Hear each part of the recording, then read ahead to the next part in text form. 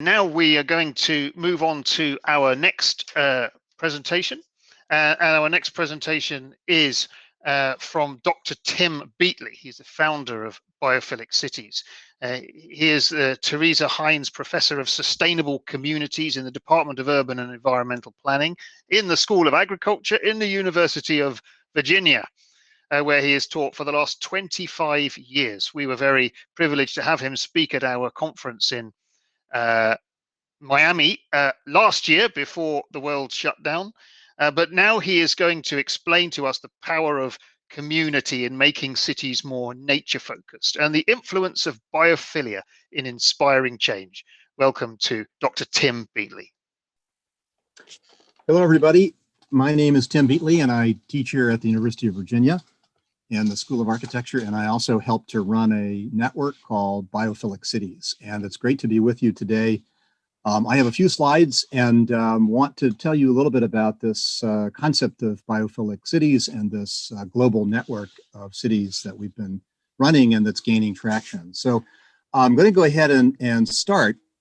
So for us in this Biophilic Cities network, we're very much interested in how we can create sustainable places and sustainable cities. And we know those places have to increasingly be compact and dense. They have to be walkable, and we have to invest in public transit and low energy technologies and transition quickly to renewable energy and so on. But we also recognize the essential role that nature plays and must play in creating wonderful, livable urban environments. And so we believe that you can have the density and the compactness at the same time that you can have nature. So that's at the core of this idea of biophilic cities. We started working on this around 2010. We created something called the Biophilic Cities Project here at the University of Virginia, built very much around this idea of biophilia, that we have an innate connection, that we are drawn to nature, we seek to affiliate with nature, that having nature around us makes us happier, healthier, and able to lead more meaningful lives. So here's one definition of biophilia from E.O. Wilson, Ed Wilson, who wasn't the first person to use the term biophilia, but he's really the one who has coined it in the way we think of it today. So this is the key idea behind our vision of biophilic cities, the notion that nature is not something optional. It is absolutely essential to leading a happy, healthy, meaningful life. And we can't have it, we can't get it just once or twice a year on a holiday. It has to be all around us. It has to be integrated into the spaces where we're spending most of our time, where we're living and where we're working. So there's a lot of research. We could spend the whole time talking about that. Every week, it seems there is a new study that confirms the power of nature. For me and for many of us, I think it's very intuitive. We think about the things that we're drawn to, the things that give us delight and pleasure, the things like flowers and trees and butterflies and birds, and things like water, the sound of water, the seeing water. All these things are very restorative and very important actually to our lives. So we want to integrate these things into the core of our cities. As I say, a lot of evidence, this is just one example of a recent bioscience article of a study showing the relationship between the presence of trees and birds and nature and lower levels of depression, anxiety, and stress. It is difficult to easily summarize all of this research. This was my attempt to lay out some of the key relationships on the right.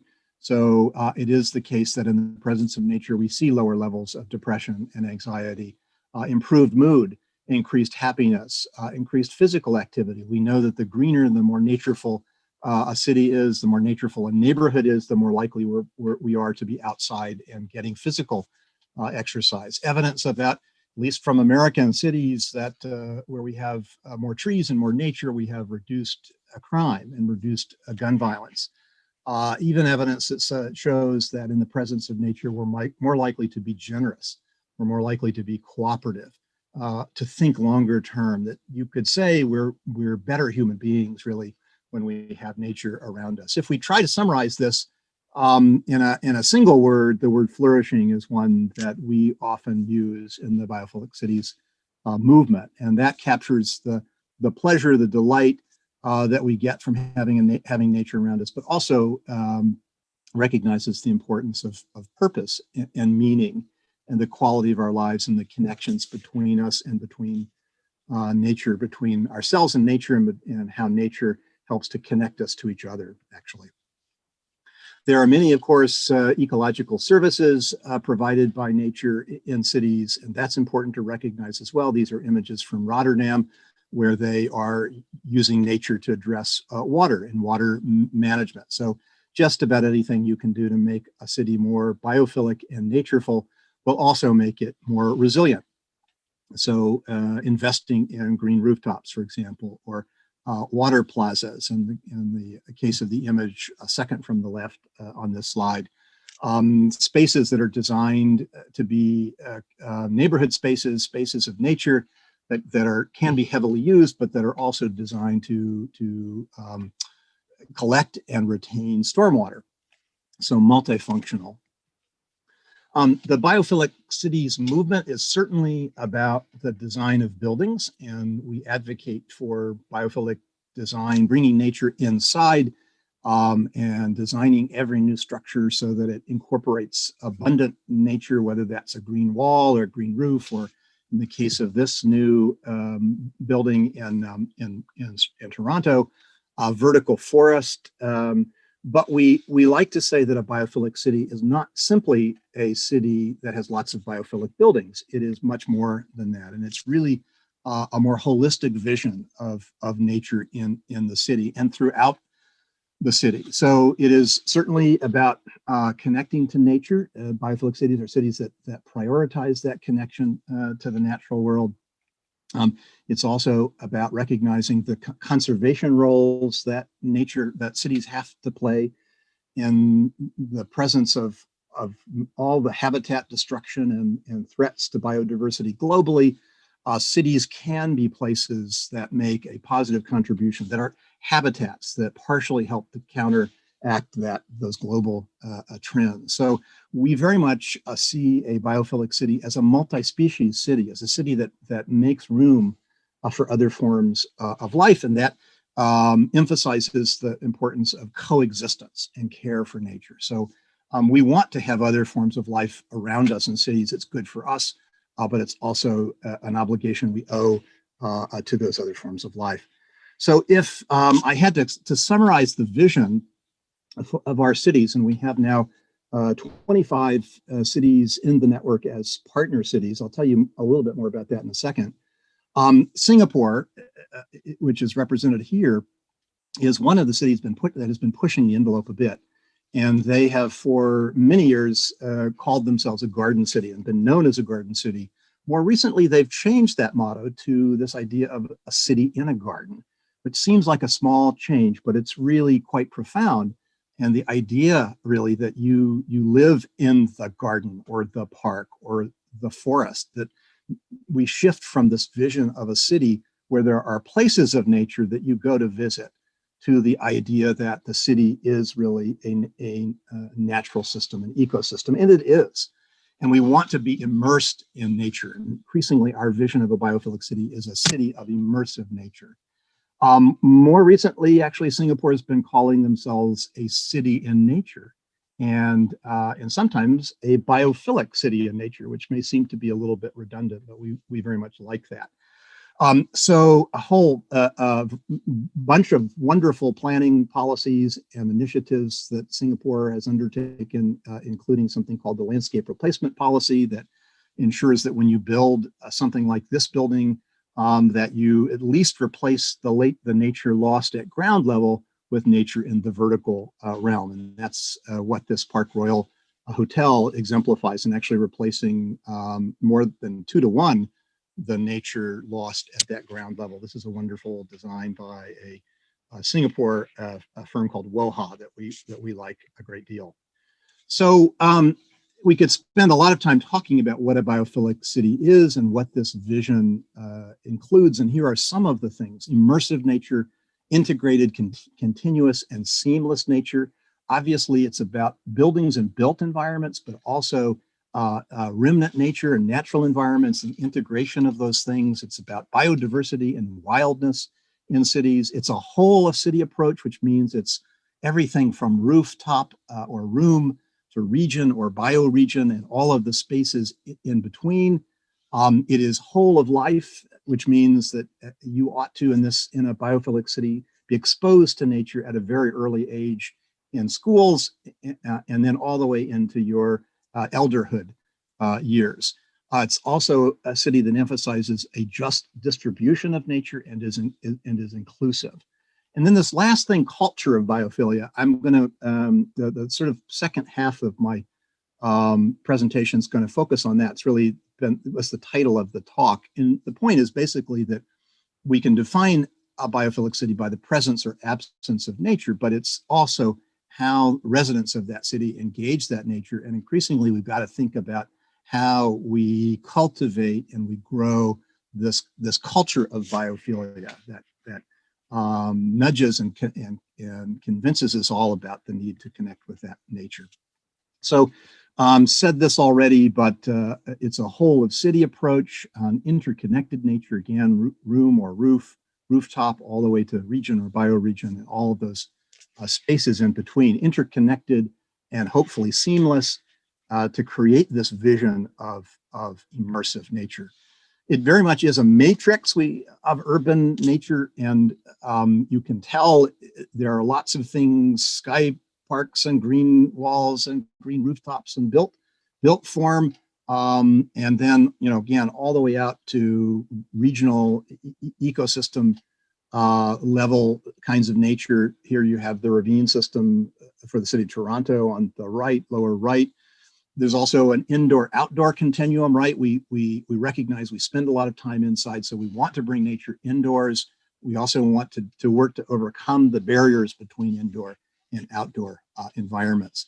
A biophilic city is a city that finds every space as an opportunity to integrate nature and to grow new nature. And that means everything from alleyways and backyards and rooftops, little nature on the right, all the way out to regional green space and nature systems and all of those spaces in between again. A biophilic city is a city that emphasizes the connection to nature. I've said that already. This idea that we need awe and wonder in our lives, and we need to be thinking about cities in that way. These are images from a wonderful story of the return of whales to the waters of New York City. We've done a little 5-minute film. I'd love for you to go and see that film on our webpage, biophilic-cities.org. I think I have it at the very end of the presentation. And we think of a biophilic city as partly a city that provides abundant opportunities for experiencing awe. We want to maximize moments of awe in a city, so that you might be traveling on a ferry in New York City and look out the window and have a glimpse of a whale or a dolphin or something, another wondrous aspect of nature.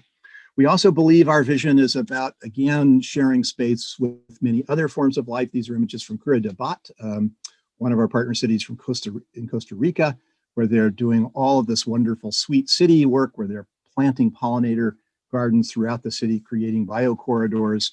And the image on the left, a wonderful story in The Guardian that talks about the vision of the mayor who speaks in terms of giving citizenship to bees and plants and trees and birds. So Edmonton, Canada, shown here, the idea of designing a city with ecological connectivity as a key design focus, and that's what this city has done. So thinking about how that city functions from the perspective of an animal or a bird that might be moving through that city, and they've been building wildlife passages, for example, I think 27 now, and a wonderful story, again, of sharing space with many other forms of life. It's about the return of wildness to cities. This is another film that we've done and on our webpage, Perth in Western Australia, that story of conversion of a sterile urban water feature, high energy, highly chlorinated water feature, to this wonderful native biodiverse wetland in the middle of a city. So we can bring wildness and nature and biodiversity back to any space in the city. Vitoria-Gasteiz, the capital of the Basque Country in Spain, another partner city, wonderful long story of their green ring that circles this compact city, but increasingly bringing the green ring bringing nature into the center of the city. And these are images of a project to daylight a small river that was underground in a pipe.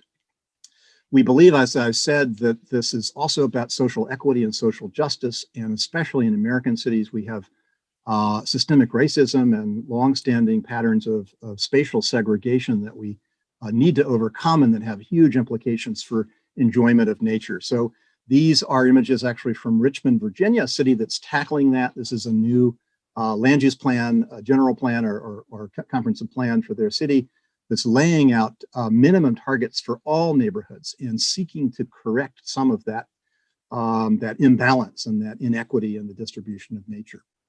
And in fact, this is the mayor, LeVar Stoney, who in the fall announced 5 new parks in that city in underserved neighborhoods to partially correct for this imbalance, this longstanding injustice.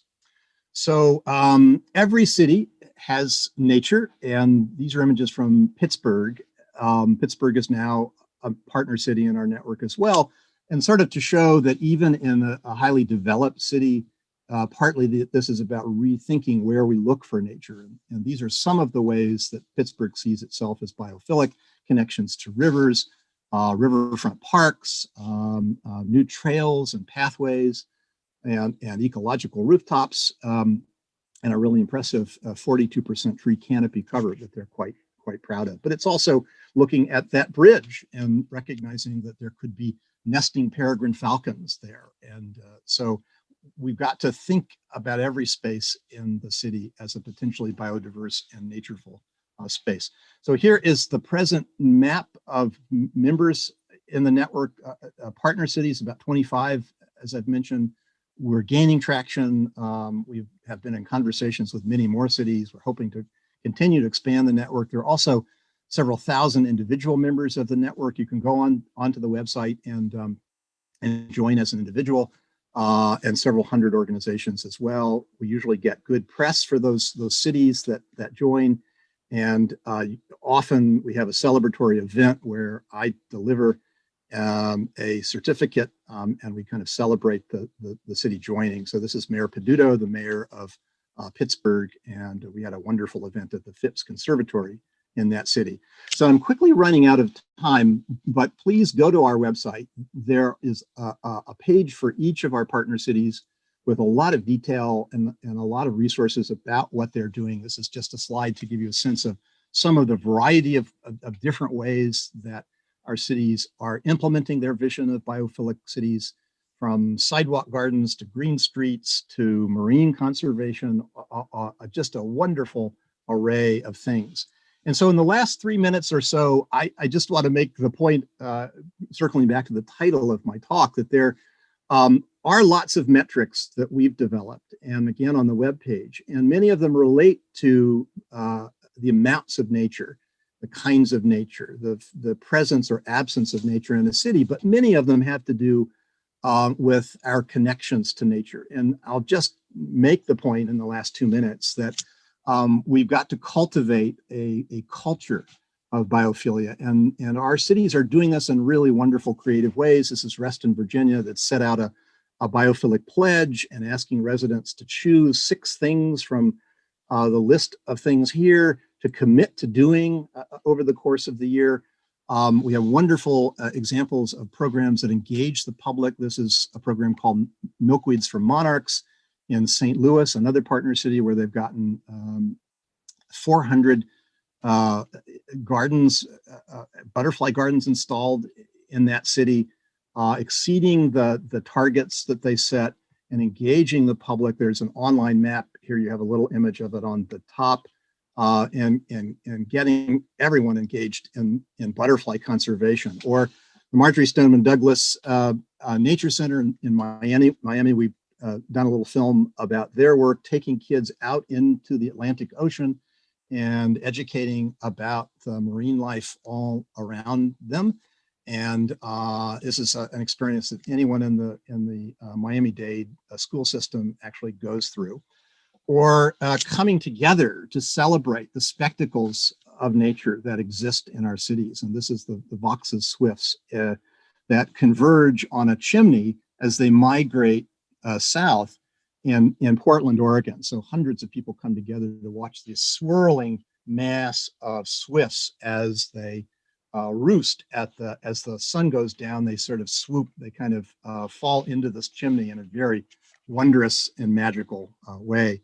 We have to have opportunities for residents to help restore habitat and nature in their cities. And this is a wonderful story of installing and improving artificial underground burrows for burrowing owls in Phoenix, Arizona, another of our partner cities. And there is, by the way, a 5-minute film on our webpage about this story as well.